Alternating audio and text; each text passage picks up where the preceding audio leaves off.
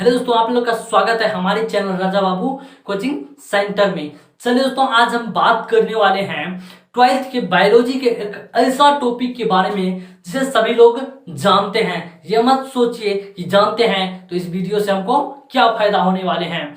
तो दोस्तों चलिए आज का क्लास देख लेते हैं। दोस्तों उस टॉपिक का नाम है एलर्जी। तो दोस्तों चलिए देख लेते हैं एलर्जी क्या है, वो भी 12th के बेस पे। तो चलिए दोस्तों देख लेते हैं। हमारे पास टेक्स्ट बुक है एनसीईआरटी का। चलिए इससे आज हम पढ़ के आपको समझाने का प्रयास करेंगे। चलिए दोस्तों देख लेते हैं एलर्जी।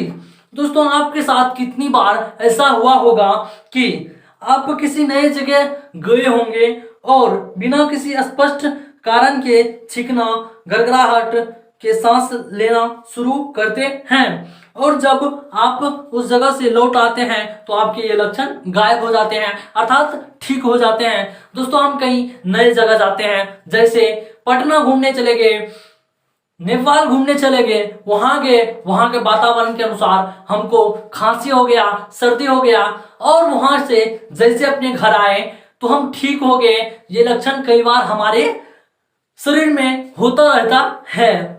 चलिए आगे देख लेते हैं। तो आपके ये लक्षण गायब हो जाते हैं, अर्थात वहां से जब आएंगे तो आपके सारे गुण लक्षण गायब हो जाते हैं। आगे देख लेते हैं दोस्तों।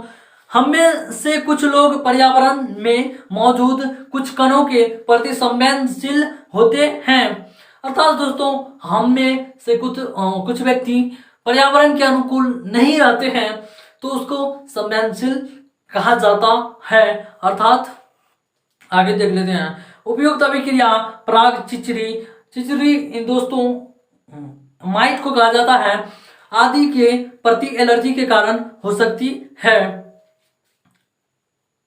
दोस्तों कुछ अभिक्रिया, ये क्वेश्चन पूछे जा सकते हैं हमारे बिहार बोर्ड वाले भैया को कि पराग चिचरी आदि प्रति एलर्जी के कारण हो सकती है।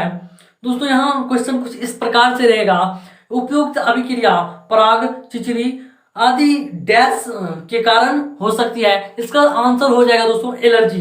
चलिए आगे देख लेते हैं। जो भिन्न भिन्न जगहों पर भिन्न भिन्न हो सकते हैं। दोस्तों कहीं नए जगह पे जाते हैं वहां अलग होंगे, कहीं दूसरे जगह जाते हैं उसके जगह तो चेंज हो जाएगा। आप यहाँ रहते हैं, यहाँ भी एलर्जी हो सकता है।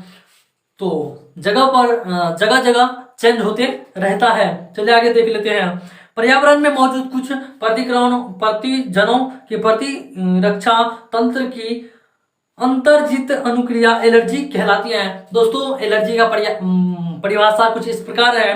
पर्यावरण में मौजूद कुछ प्रतिजनों के प्रतिरक्षा तंत्र की अतिरंजित अनुक्रिया एलर्जी कहलाते हैं। चलिए आगे देख लेते हैं। ऐसा पदार्थ जिनके प्रति ऐसा प्रतिरक्षित अनुक्रिया होती है एलर्जन कहलाते हैं। दोस्तों एलर्जन का परिभाषा एक बार सुन लीजिए। ऐसा पदार्थ जिनके प्रति ऐसी प्रतिरक्षित अनुक्रिया होती है उसे एलर्जन कहलाते हैं। चलिए आगे देख लेते हैं। इनके प्रति बनने वाली प्रतिरक्षा IgE प्रकार की होती है। दोस्तों इनके प्रति बनने वाले प्रतिरक्षा IgE के प्रकार के होते हैं। चलिए आगे देख लेते हैं। एलर्जन के अनुक्रिया के लक्षणों में छींकना, पनीला, आंखों बहती, नाक और सांस लेने में कठिनाई शामिल है। दोस्तों एलर्जन के सामान्य उदाहरण धूल में चिचरी, पराग प्रणाली, लुंडसर आदि हैं। और एलर्जी अनुक्रिया के लक्षण निम्न है, देख लीजिए एक बार क्या क्या है। छींकना, पनीला आंखें यानी पानी आंखों से चूना, अर्थात पानी आंखों में जो आता है वो भी है। बहती नाक जो बहता है वो भी एक है। चलिए आगे देख लेते हैं। कठिनाई शामिल है। एलर्जी मास्ट कोशिकाओं में हिस्टमिसिन और सीराटोसिन जैसे रसायनों निकेल के कारण होता है। दोस्तों ये सब जो होता है एलर्जी मास्ट कोशिकाओं में से हिस्टमिसिन और सीरोटोसिन जैसे रसायनों निकलने के कारण होते हैं। चलिए आगे देख लेते हैं। एलर्जी के कारण जानने के लिए रोगी की संभावित एलर्जनों की बहुत ही थोड़ी सी मात्रा टीके द्वारा दी जाती है। दोस्तों एलर्जी के कारण एलर्जी के कारण जानने के लिए, अर्थात एलर्जी को पकड़ने, अर्थात उसको महसूस करने के लिए एलर्जन की थोड़ी सी टीके लगाए जाते हैं। चलिए आगे देख लेते हैं। और प्रतिक्रिया का अध्ययन किया जाता है।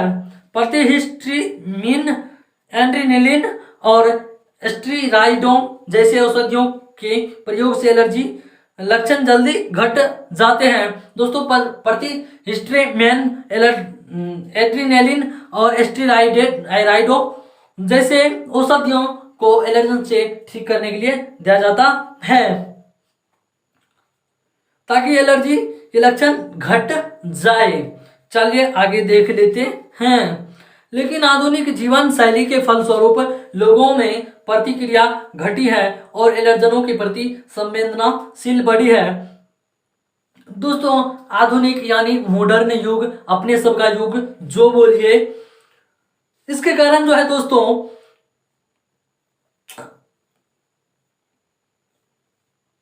प्रतिरक्षा घटी है और एलर्जनों की प्रति संवेदनाशील बढ़ गई है।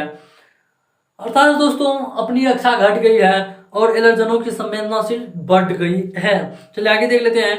भारतवर्ष के महानगरों में अधिकाधिक बच्चे पर्यावरण के प्रति संवेदनाशील के कारण एलर्जियों और दमा से पीड़ित है।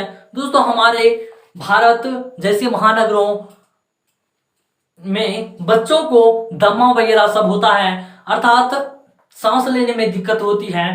तो इसी कारण एलर्जी होती है। इसका कारण बच्चों को प्रारंभिक जीवन काल में उन्हें बहुत रक्षित पर्यावरण में रखना हो सकता है।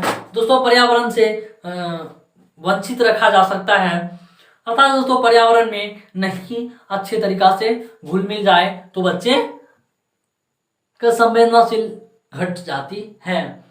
चलिए दोस्तों अगर एलर्जी के बारे में अगर थोड़ा बहुत भी आपको हेल्पफुल वीडियो लगा है तो हमारे चैनल को सब्सक्राइब कर लीजिए और शेयर कर लीजिए अपने दोस्तों में। चलिए दोस्तों आज के लिए बस इतना ही, मिलेंगे नेक्स्ट वीडियो में एक नए टॉपिक के साथ। तब तक के लिए पढ़ते रहिए और क्या।